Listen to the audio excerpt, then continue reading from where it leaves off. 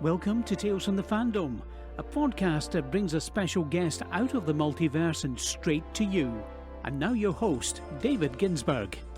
And welcome to another episode of Tales from the Fandom. And we have yet another returning guest coming back to the podcast to talk to me about what has been going on. And I seem to be having a lot of people coming back from my first year back in 2016. I have Kristen Nicole. She was originally episode 31, released back in November of 2016. And I am so happy to have you back in the year of 2019. Welcome back, Kristen. Thank you. I am so glad to be back.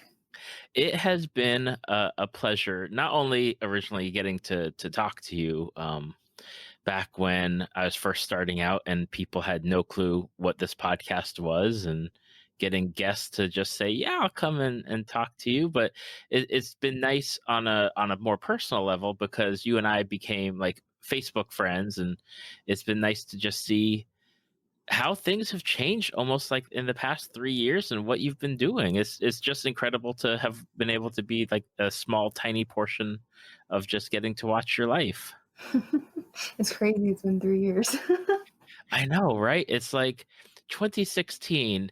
There was so much hope and optimism back then, but you know, now it's a different world.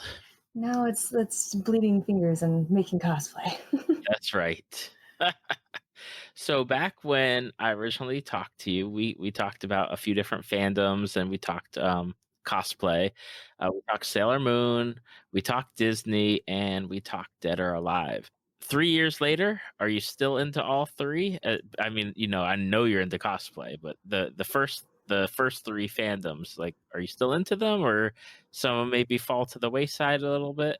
Surprisingly, no. I'm very much, I keep up with everything. I just got the newest Dead or Alive, which I didn't know that they were coming out with until I went to GameStop with my boyfriend. They had it on the release list. I was like, holy crap, and ended up getting it. It's a lot of fun. I've been playing that when I have time. I did not know that there's a new Dead or Alive. I didn't even realize that there's going to be a new Mortal Kombat until I started seeing something, I guess like a couple of weeks ago, where they had some big, I know some cosplayers had been recruited to do characters, and then they had a big release party, and then I started seeing people streaming, and I was like, oh, I guess there's a new Mortal Kombat. Yeah, I found out about a month before it released, and he ended up coming home from work one day, and he was like, here you go. The storyline's, like, the way that it plays is different, but going back and being able to play all my favorite characters is awesome. They've added a couple new ones that are interesting to play. But it's a lot of fun. I like it. It kind of like sparked that, like, I still want to cosplay from this game. Get off your butt and cosplay from this game. Who are some of the people that are on your list for cosplaying from the game?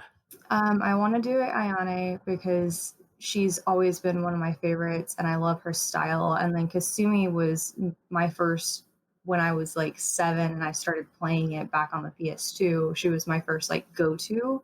Mm-hmm. I actually named my dog the baby after her, but I want to do those two really bad. They've always been, my favorites in my heart. People used to give me crap about the fact that I'm blonde. They're like, you should cosplay Tina. And I'm like, no, thank you. My hair color doesn't dictate who I cosplay, dang it. Basically, I'm like, I am good. Like, I will stick with my two. I mean, I've been playing them since over half my life now, and I'm just like, I would love to put that time and that effort into making those two cosplays. Eventually, when I get through the cosplay list I have, I will. The never-ending cosplay list, because all cosplayers, as far as I'm aware, have a list of everything that they want to do, and it seems like there's always more added onto it rather than, you marking something off and be like, okay, I've only got 3 left. Yeah, that list. I'm trying to be more organized going into 2019 because I have a bad habit of, like, I'll put things on my list and then I'll jump and I'll do projects because my friends want to do them, and I loved cosplaying with my friends. but the other things fall to the wayside. So they get pushed and they get pushed and they get pushed. So I'm trying to be more organized and more like, no, I'm not starting this project until I finish this project this year. I have like a binder and everything that I'm starting of like, this is going to happen, period. Oh my goodness. Yeah, it's always super cool to not only see what what you and what everyone else is working on, but just seeing it from like the conceptualization of I'm going to do this to you seeing actual photographs of it. It's like wow, like it's one of those things where I always talk about I could never do that. I just I my fingers don't work that way. I don't know how to do that stuff. Like it just amazes me that the level of craftsmanship that you and like the other cosplayers I see have. It astounds me. Yeah, I look up to some people and I'm just like, eventually I'll be at that level. Right now I'm like kind of in the middle somewhere where it's kind of like I can do things and I want to get better to do those things because those things are really cool. I've learned a lot from fellow cosplayers, from my friends and stuff. I had no idea what I was doing when I started, which about 3 years ago was when I started. I was like, I want to make this costume because I can't find it online. And so I sat down and was like, how do I work a sewing machine? And steadily figured it out.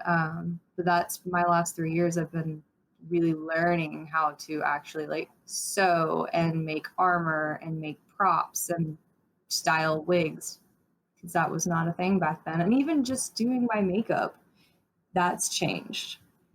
Like my friend pointed that out the other day. She was like, your makeup game has been like really on point recently. I'm like, I figured out what blush was. I'm learning. Oh my goodness. Yeah, I was looking over the old notes that you sent to me back in 2016 and I'll read the note that you wrote and you said that you started cosplay because of a modeling gig and just took it from there. Yep, I'm actually working with that photographer tomorrow on another project. But yeah, it started with a prom dress and some curly blonde hair because why not the blonde do Cinderella? And ended up being 6 years deep into a hobby that I did not even know what it was back when I first started. And now I make things and do YouTube and make skits with my friends and do photo shoots, and it's crazy how one thing can snowball into what it has. Exactly. Now it's been 3 years, give or take. I'll fluctuate, but I'll just say 3 years. As we come up to June, and I think we recorded in August. But way back in the day, I actually had like a bajillion people I was recording with and working crazy and saving them and measuring them out in time. And now it's more of a okay, I'm recording and you'll be out in like 2 weeks instead of like, oh yeah, your episode comes out in like 3 months. But it's been about 3 years. And I know you just touched on it, but cosplay has evolved for you more so from that our original conversation. Now you're making almost all your Are you making almost all your costumes, or are you making? I went through, I think it was last year and the year before, where I made practically everything. I think Venus was the only one that I was like, I am not making a Sailor Fuku. That is too difficult, too high of a project for me. But I was definitely, making pretty much everything. And this year I had to take a step back and I was like, okay, make some stuff, buy some other stuff. I alter everything I buy anyways, because things will come and they don't fit right, or I want things to look a certain way. So I still alter everything. I still hardcore do my wigs, like my Rogue and my Icy Hot wigs. I just finished with that whole like melding two wigs together process. And my Rogue that I just finished, it was a month-long process of steadily making it, but I'm remaking some of my old stuff as well right now. So other things like My Hero is one of my favorite animes right now because it's a good anime and all of my friends are into it. So that one I'll be like, I'm not gonna make this. I made the wig, but I'm not gonna make the costume so I can focus on, other things that I really want to hardcore make and do, like what I did with Serenity, where I took it from a hot mess to a beautiful ball gown. And really show how much I've improved and how much I've learned over the last few years. And that's something where, I mentioned following you, like we're friends on Facebook, and I follow the Instagram, and I watch as everything happens, and I want to just comment because there's one outfit, one cosplay outfit that you did that just blew me away, because just conceptually, like in my head, I'm like, I don't know how that works, but it does. And it was your Harley Quinn. And, like there's one color on one side and then the color goes onto the other side. And I'm like, how? Like, I understand that she's probably making like a leg and a leg and then joining them, but Mhm. my brain just does not like get that whole combination, but it looks beautiful. Thank you. Yeah, Harley is actually the costume that basically launched me into making things because I was going to have her commissioned. I had never worked with like stretchy fabric and I had no idea what I was doing. And I was just like, I'm not going to worry about this. I'll get it commissioned. I was getting my dad's Vader commissioned and it didn't work out. So I came home with all of my fabric for my dad's Vader undersuit and Harley Quinn. I was like, all right, let's do this. Let's figure this out. And that was my first like fully made, I made my own pattern and everything. I did everything by myself costume. And she's actually going to be redone probably in about a month or so. But the fabric, I've worn her so much that the fabric's starting to fall apart. So she's actually going to be redone. And I'm really excited because I've looked through, the different fabrics and the different feels and stuff. And I'm going to do her in a the same feel, the same pattern, but a different set of fabric. So she'll look like more like a tough chick instead of sparkly shiny. She'll have some sparkly shiny and some tough chick leather. But I've already started like in my mind, I'm like, I know what I want to do with this because this is going to be so much fun. I cannot wait to redo her and like fix my seams because I'll go back and I look at my seams and I'm like, oh honey, what were you doing? And now I've learned and I'm like, I know how to fix that. I can fix this. I can make that look better. I know how to put zippers in now. I think that's one of the things that, as a person looking on the outside in, I'm like, oh wow, these costumes are awesome. And then all my cosplayer friends are like, yeah, but this thing's out of place or this isn't right. Mhm. I'm like, I can't tell, but okay, like you're doing good work there. Yeah, it's one of those like once you really get into making things like that, when you first start, you're like, I don't know what I'm doing to the point of it looks really, really good and you're really, really proud of it. And then as you start learning, you're like, I can fix this. I can fix that. I want to fix this. I want that fabric to be different. My best friend and I both will go back and forth on, she's taught me a lot of what I know about sewing and stuff. And so we'll go back and forth on fabrics and stuff and be like, I like this one and I don't like this one and I should have used that. It's definitely a process. Yeah, more power. Like I see everyone. I see the pictures of when people go to like Michael's or Joann's or the fabric places, and I look at that. I do you get overwhelmed by the amount of choices? I used to when I first started, up until probably about a year ago, it was very overwhelming trying to find like the perfect fabric for something. I started getting used to going because I go to the same two fabric stores most of the time. They're out in Dallas, and I will go in and I've gotten used to the staff. I've gotten used to their selection. I know where things are now, so it makes it a lot easier. And plus, learning about what fabric to use for what piece of whatever I'm making, it's gotten a lot easier to go in and be like, I need this fabric. So nothing else in there really matters anymore. It makes it a lot less overwhelming, but definitely when I first started going into those stores, I was just like, what? Huh. when we talked last, or when we were talking a little bit beforehand, you had mentioned like the convention scene, Mhm. and you said that it's been changing, or is it evolving? I would say evolving. Granted, Fan Expo was my first convention for this year, but I have noticed it online and stuff. They're getting a lot stricter at the conventions. At Fan Expo this year, it was the most interesting thing. You had a badge and you scanned to go in and you scanned to leave. There was only two entrances, and you had to have a specific kind of badge to go into one of the entrances, and then the other one was like the general population going to pick up their badges and such. But they weren't letting people in, as in like ghosting and such, which is definitely a new thing for me. They're buckling down on those rules, which is great, really, when you get inside, and it was a lot less overwhelming inside because there weren't as many people. Hmm.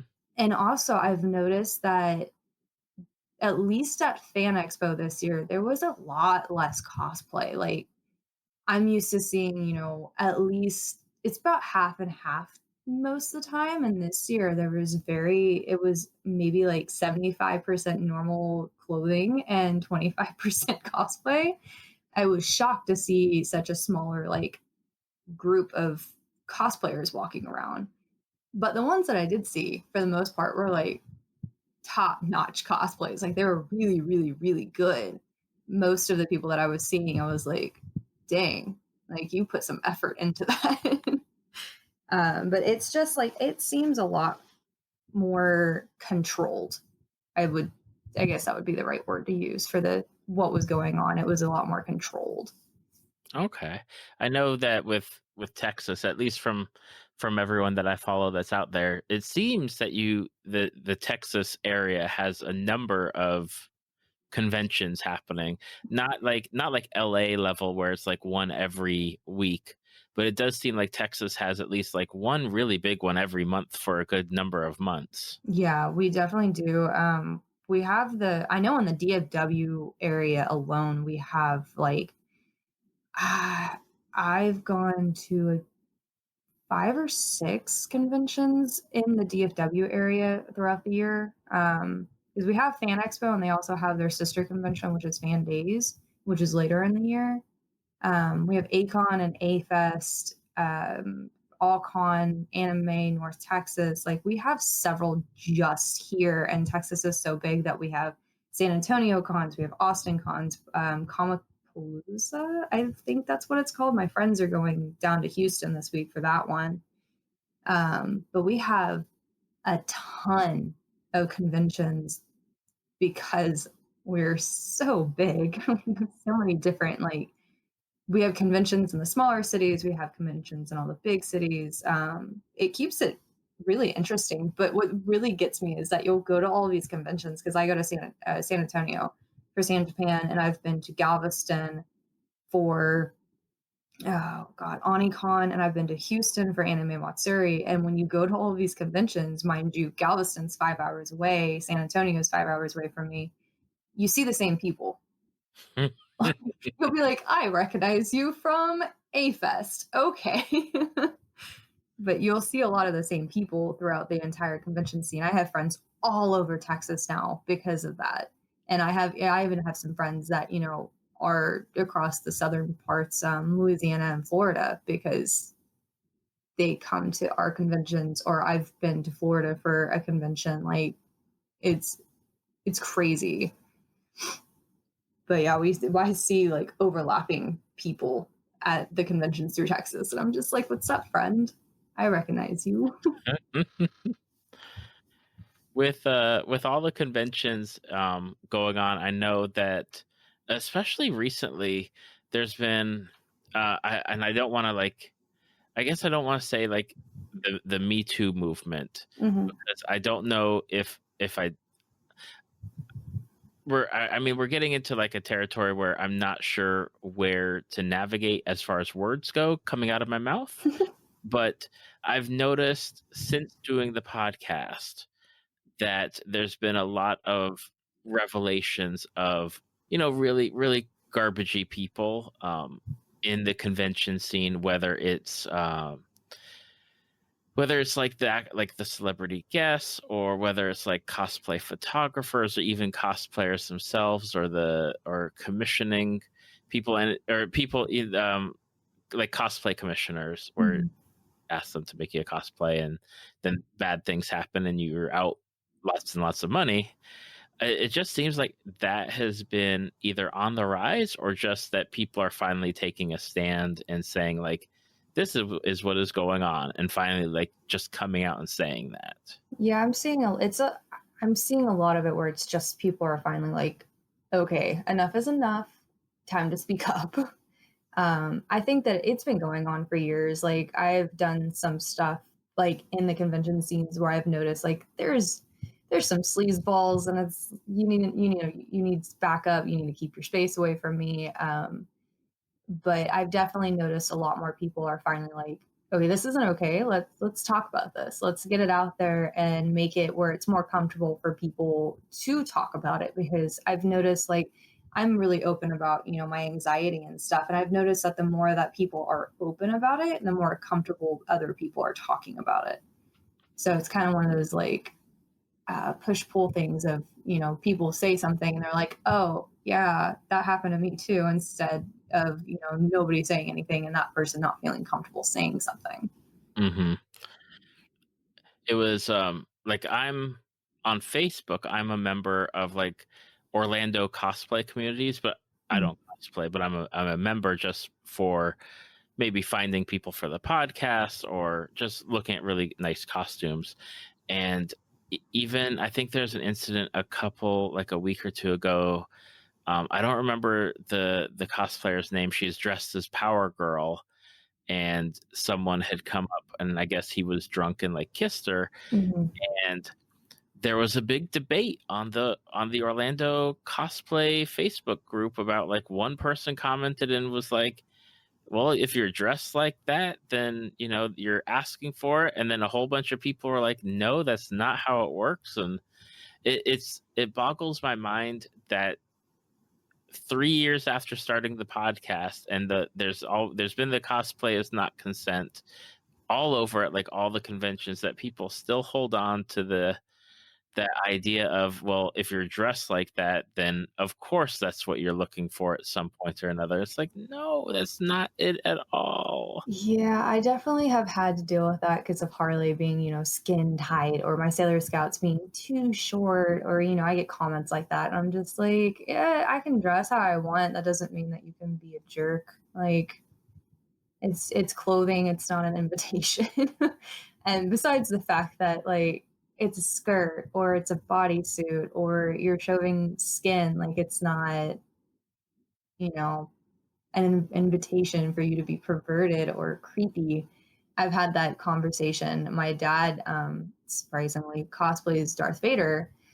And for whatever reason, girls think that he's in Vader. It's okay to grab his butt. I'm like, that's not okay, guys. Like, Oh my gosh. yeah, like it doesn't even have to be, a girl in skimpy clothing. It's the guys that are in, the Spider-Man and the Darth Vaders and stuff. They deal with it too. Like clothing is clothing. Don't touch people. Like that's just sums it up. Don't touch people. Yeah, it's I don't know, like, it just blows me away. And it's almost like it's not every day, but it just seems like every week there's something Hmm. new. There's somebody saying something about somebody else. I'm like, oh my god, like of course I feel terrible, and I'm like, oh my gosh, like, when will this end? And I wish I had an answer, but there's no answer except for like educating these people, and either they get like kicked out or Yeah. punished or something. Like, I don't know. It's just, Yeah, our community is so big, and there are so many people that like we cosplay, we have photographers, we have just your regular, the fans that come and just enjoy the, situations, the conventions and stuff. That there are so many people involved that it's gonna take, a lot to get things to settle. And be fair for everybody, so we can enjoy cosplaying without being, having creepers, and people can enjoy conventions without having to deal with people fighting and having that. Like, I didn't really notice much at Fan Expo, even being in Rogue, which is skin tight and revealing, or not revealing, but it's a skin tight costume. I didn't really notice as much as I have in previous years in Harley, with like the comments that you get and the like putting the arm around in uncomfortable places. I didn't get as much as that this year. So maybe, hopefully, people are getting the picture slowly. Slowly, yeah, slowly. For you coming up, as far as cosplay goes, what are some of the things or some of the characters that you are working on? Um, I know you mentioned, that you're redoing a few costumes, but is there anything new on deck? I am working on Todoroki from My Hero, Icy Hut. And then I'll also be doing, I cannot pronounce her name, so I just call her Gravity Girl, also from My Hero.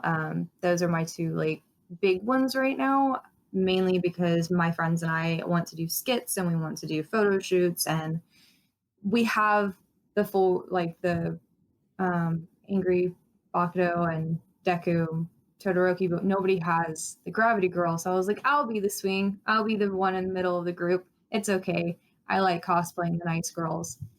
And then I am doing the Katara from Fire Nation. Finally, I've been talking about that for like, I don't know, 2 or 3 years now. I have all the fabric. She is in the works.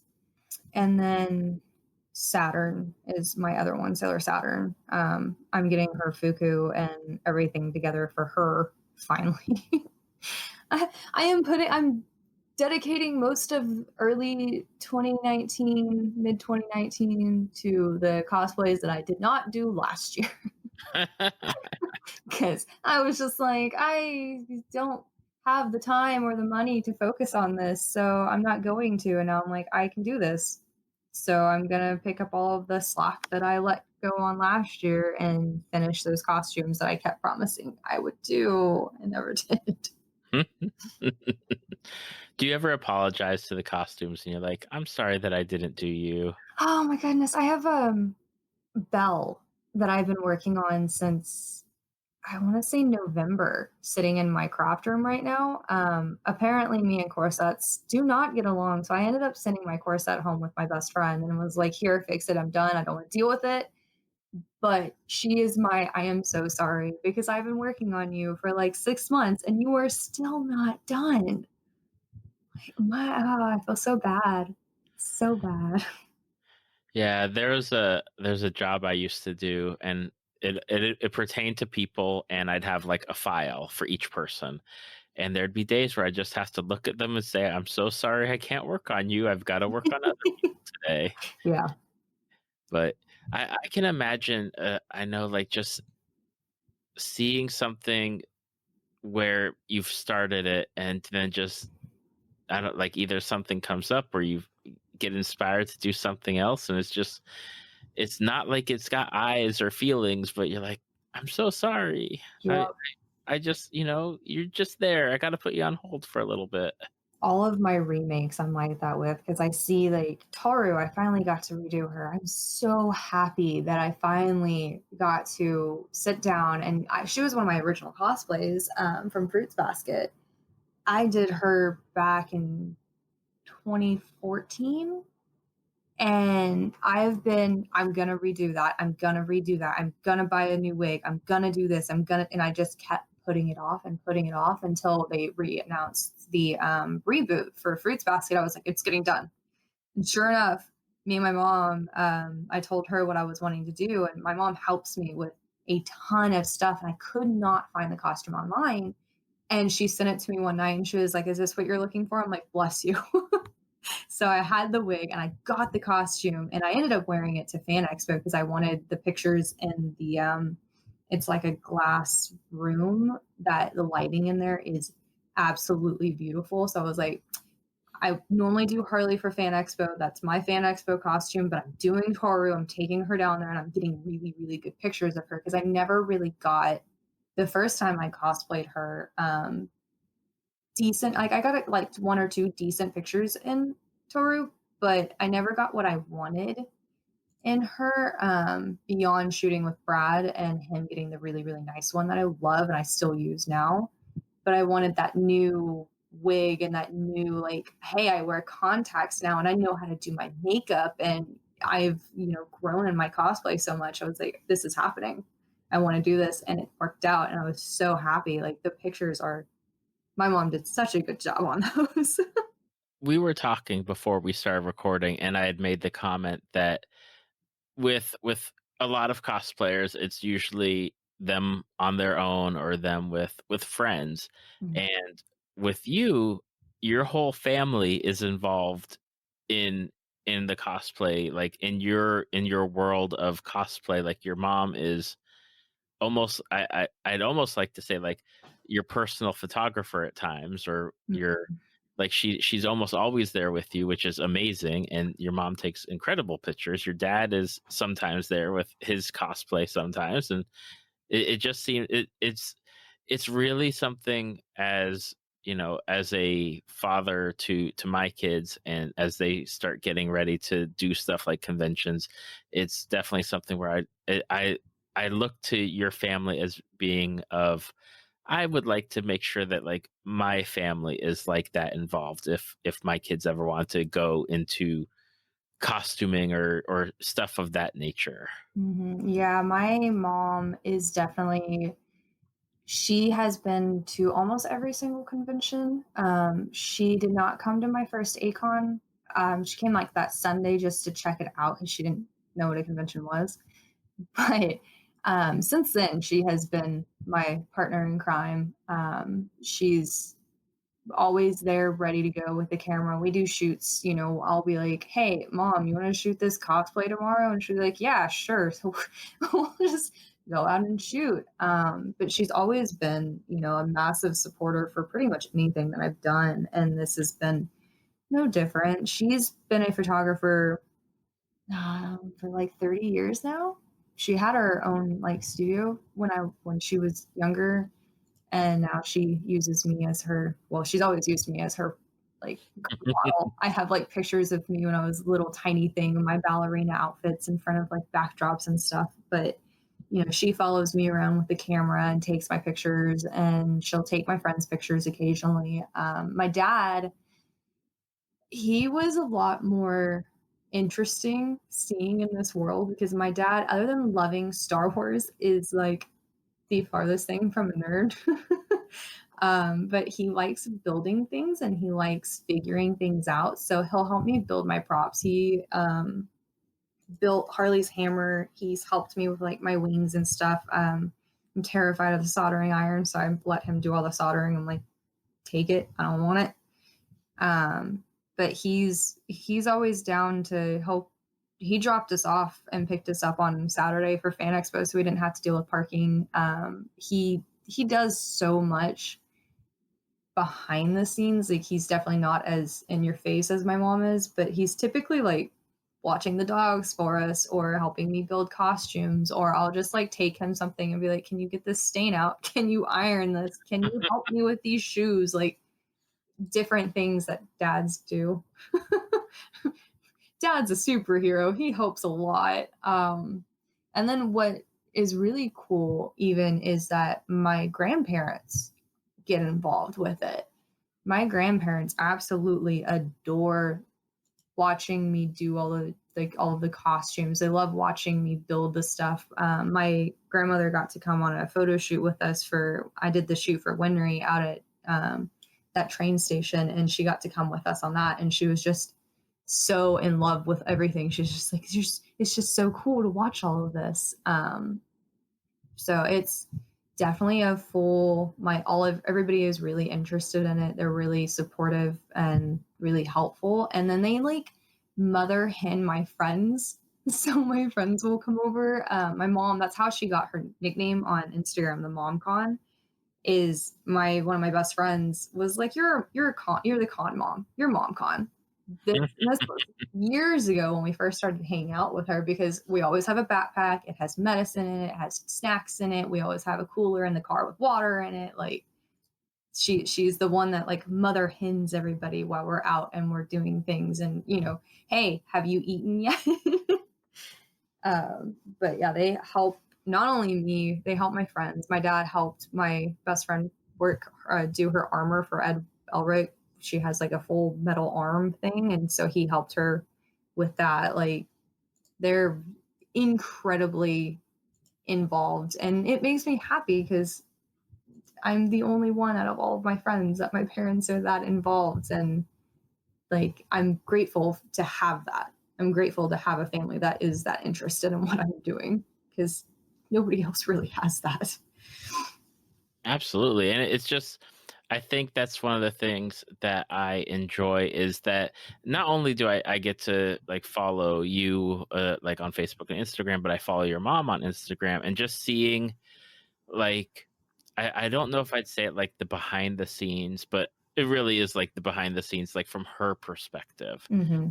rather than like what you're sharing. It's like you share it, but then your mom has like her perspective and her comments. And it's nice to see like how things go from like one person's point of view to another person's point of view, and just seeing like the evolution of what both of you have been doing over the past several years. Mm-hmm. Yeah. Now, I did have to ask, because I'm not familiar a lot with the show, but what is My Hero Academia? Or should I just call it My Hero? Because is there more than Academia? Is there more than that? No, I just call it My Hero, because the academia, to me, I'm just like, I stare at that and I'm like, academy. I don't what. It's a superhero show. It's a bunch of kids learning how to be a superhero type situation. They all have their quirks and stuff. Like the guy that I'm cosplaying, he has a power of ice and fire. It's like the show right now. Everybody in anime, it's one of those shows like Attack on Titan or Yuri on Ice, where it's the show. Like, everybody's cosplaying from it. Everybody loves it. It took me a good season to get in it. It was one of those, my friends loved it. Hey, watch this, cosplay from it, like with us. We're doing all these skits. You need to watch it. And I was like, okay, cool. And I watched the first season, and the first season was good. It just took a hot sec for me to actually get interested in it. And then once I got, into where there was like more depth to the characters, I was hooked. I fell in love with it, and watching the kids, like, I almost equated it to Sailor Moon, where it's like the main guy is nothing special, and then he becomes something special, and he's learning how to use his power that he has. I was just like, it's a male Sailor Moon in my head, because I equate most things to Sailor Moon. 20 years of that show will do that, but it's that same mentality of normal kid turned given superpower type situation that he has to learn how to use and control and help, do good in the world. I love the two characters that I want to cosplay, mainly because the guy he's very calm, he's very reserved, he's really nice, and he watches people. He's kind of more of my personality. And then the girl is super bubbly and super sweet, and oh my god, you can do it, you did so well, good job, like that, like supporting friend. And I try to be that with my friends. I try to be the one like, you can do it, or you probably shouldn't do it, but you can do it anyways. So I don't know, it's just a really good show. Okay. Where can people watch it? Where do you watch it? I have it on Hulu. I'm watching it on Hulu. They have season 1 and 2 dubbed, if that's how you like watching it, or they have all 3 seasons subbed on there. And I also have the Funimation, so I'll watch season 3 on Funimation. Gotcha. Yeah, I've been hearing about the show, and I know that I think I might have talked about it with somebody, and they said that it's like you think that the show is over, and then all of a sudden, like, there's more superheroes. And it's like, oh, okay, I guess. Like, I haven't seen it yet, but Okay. Yeah, it's definitely like you think that it's about one person, but the storyline goes pretty deep into multiple of the characters. So it can keep you interested, and even if you like, there's those animes where you can't get past it because you're like, I do not like this character, but they don't really have that where there's nobody else to rely on. Like there's plenty of people to follow their storylines and be interested in. Especially the main two dudes, the All Might and Deku. They're an entertaining pair. I can definitely say they're an entertaining pair. with with cosplay, and I know I've been mentioning it a few times just on Facebook and whatnot. I know that you've been on the other side of the camera at times, doing photography. Is that something that you're doing more as like the past 3 years have gone on, or is it just something where you're doing it just like for fun, or? I tend to pick up the camera whenever it's needed. I love photography. I typically do photos of animals, though. People are a bit more complicated. But I definitely just because it depends on who we're with. I do a lot of like I help with filming and I help with photography when we need it. Um, like we'll have three of us there and film two people like filming stuff, and I'll be sitting there in a wig cap and behind the camera, and then we'll flop and I'll be on camera while somebody else is behind camera. We just kind of partner and work with each other. At Fan Expo, I actually ended up doing 3 of my friends' photos, which was interesting because I was shooting my hero. I was shooting my friends and my hero for them because there was the person that normally takes our photos, and she's normally the one behind the camera, was in cosplay. So I was helping her because she didn't have her camera, and I was taking the group pictures and taking pictures of each and every one of them individually, and then they're like coupley pictures because for whatever reason they have their interesting ships. That is a big giant question mark for me, but I take the pictures, I don't ask the questions. But I typically, if I can get away with it, I let other people take the pictures. But the other person that typically takes the picture, my best friend, she was blind. She had contacts in and couldn't see. Ah, yes. So I was like, I'll do them. But I've been doing photography since, oh God. I had a Pikachu camera when I was 7, and that's where I started. I had my, it had Pokemon film, and it was a little Pikachu body, and I started taking pictures of things and friends and crap way back when I was a kid, and I've been around photography most of my life. So it's just kind of another jack of all trade thing for me. I like being behind the camera though because it helps me, like, I know what to do in front of the camera for modeling because I know what it looks like behind the camera. It helps me like associate of this looks good, this doesn't type thing. I know where to frame myself. I know where to look for, you know, like there's certain angles that look better than other angles. And because I've been on both sides of the camera, that helps me like solidify in my brain of, hey, this looks better, do this. Because I can see it as well as do it. And I also edit all of my pictures. My mom does not, she takes the pictures. She does not edit the picture. She is film camera worker. So she hasn't quite gotten to that like digital side of it. Mm-hmm. So I take pictures, I edit pictures, I model in pictures. I spend a lot of time with the camera. And now I do a lot of time. I do a lot of things with film now, which is interesting. And on top of that, I think I know when we talked, you had your YouTube channel, but recently I think you've been doing more production for videos on your channel. I think in 2016, I had one video. out. I had like my A-Fest video, or I was just doing convention vlogging at that point. But now I do convention vlogging. I film all of my photo shoots and I post those. I do reviews and skits and CMVs. Like, I spend a lot more time on YouTube than I ever thought I would, because when I was younger, I didn't know anything about YouTube, and I started like picking up from one of my close friends that she's, really, really, really good at YouTube. So I just kind of started watching her and picking up, and I'm like, that makes sense. I can do that. I can do this, like that type of thing. And here recently, I do a lot like of behind the scenes stuff.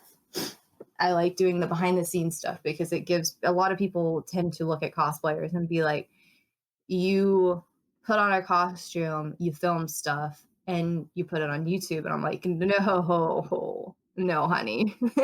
There is a lot that goes into making CMVs and doing sketches. We'll typically film all day when we do those things. So I like doing the behind the scenes so people have a broader perspective of what actually goes into it. And that's most of my YouTube right now, is all of the behind the scenes. And also, since I just did Fan Expo, I'll have 4 vlogs from Fan Expo, because Saturday was a very long day.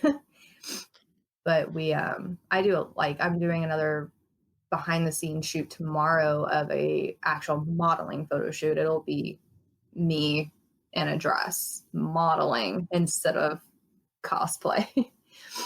But I like to do those are my favorite. But yeah, I post on my YouTube every Friday now, which is just insane to me that I actually can stay on a schedule, because I have enough content to stay on a schedule now. Hey, that's always a good thing. It is. I'm enjoying it. So I know I made comments for one of your actual modeling photos, but if people go to your Instagram or on, I think it's on your Instagram, but it's the picture where you've got like that big poofy dress and like the sun is going through it. Like, those pictures are stunning. Yeah, the parachute dress, that was so much fun. Like, I work with Brad. He's a logo photographer. I've been working with him for years, and he came and he was like, "Hey, I'm doing these mini sessions. You want to, come do one?" I'm like, "Yeah, what is it?" And he told me it was a parachute dress, which I've done a parachute once before. I was the model helping teach a class of photographers, and they stuck me in one of those and put me on a plane. Like, it was one of those old fighter jets at the flight museum, and they stuck me on the wing with the parachute dress like kicked out to the side. It was so cool. And I was like, yeah, sure, I'll come do that. And so I went, and that's the first time that I've actually modeled like for face, like with me in a year. And those photos, oh my God, I cannot get over how cool those photos look. And that thing was gray. That's what cracks me up, is the parachute was gray, and then he sends me and it looks like, a phoenix. It has that red, and I'm just like, yes, a phoenix rising from the ashes. I dig. Yeah, those were just, I remember when you posted like the first one, it was just so visually stunning. And then just seeing as you've been releasing more of them, it's been such I like, your eye is just drawn to it. Yeah, I've loved that set so much. And we'll have another set coming out because we're shooting tomorrow, and I get to shoot in one of my favorite ball gowns that I've had for, gosh, I don't know, 3 or 4 years now. I actually got it for a masquerade ball, but I never actually took pictures in it. And so he came up with this other idea that we're doing tomorrow. And so I'll have another set with the ball gown and the new set, the new scenery that we're going to be shooting in. And I'm so excited. I cannot wait to get into that shoot. Before we wrap things up, it's a question I probably asked 3 years ago, but I'll ask it again just in case there's new listeners that are here hanging out or listening to this episode. But for people that are interested in taking their first step or their first like jump into cosplay, coming from your background as someone who like you've made costumes, but now you're making plus buying and then altering. What advice would you give the new person on the block? Have patience and keep at it and have fun with it, because it's mainly a thing to have fun with. Like, if you're not having fun, step back for a little while. But definitely find the fun in it. I love making costumes. Making costumes is not for everybody. I have, my boyfriend, he likes the idea of cosplaying, but making costumes is not something he wants to do. So he'll be buying all of his costumes. But that's okay. It's what he wants to do for him. I do what I want for me. You find the way that you want to cosplay and cosplay like that. And don't care what other people say. If you want to do one of those cosplays where it's a crossover or it's a tweak on an original character or however you want to do it. As long as you're having fun with it, that is all that matters. Don't let anybody tell you otherwise, and don't let anybody bring you down for your ideas. Good advice. So for people that have listened, and thank you for listening. And of course, thank you, Kristen, for coming back. For people that are interested in finding you out in the great wide world of the internet, what are some of the best places to look you up? My Instagram is Kristen Nicole Cosplay. My Facebook page is the same. I'm typically more on Instagram because, they have the little story option, and that's a lot of fun. My YouTube is the same. It's Kristen Nicole Cosplay. And I actually just started a Twitter. I just share really silly GIFs, and I'll make GIFs out of the videos that I make and put on YouTube and put them on my Twitter. But that one's just Kristen Nicole C. Apparently my, username is too long for Twitter, but whatever. But those are the 4 that I'm on. I use each of them for something different. My Facebook is where I drop everything. Like, here's an entire album of new photos. And Instagram is, I post more in my story and I'm more goofy over there. Twitter is, I really like posting GIFs. It's a lot of fun. It kind of just makes me giggle. And then my YouTube is, you'll really get a sense of cosplay and conventions and like what mine and my friends do together, that type of situation. So everything has its own unique value of what you want to look at. But those are the 4 things I'm on.